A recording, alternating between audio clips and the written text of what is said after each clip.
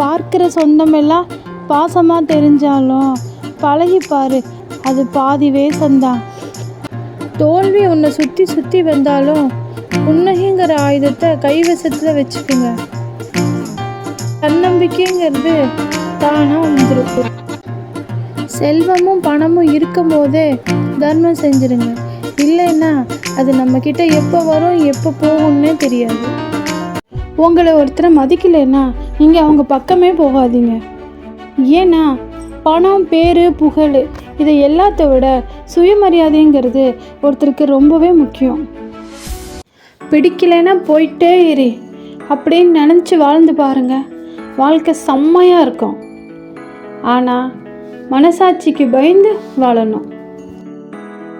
நம்மளுக்கு என்னதான் கஷ்டம் வந்தாலும், எவ்வளோதான் சிரமம் வந்தாலும், நம்மளுடைய நல்ல மனசுன்னு ஒன்று இருந்தால் கடவுளோட அருள் கொஞ்சம் அதிகமாகவே இருக்குங்க.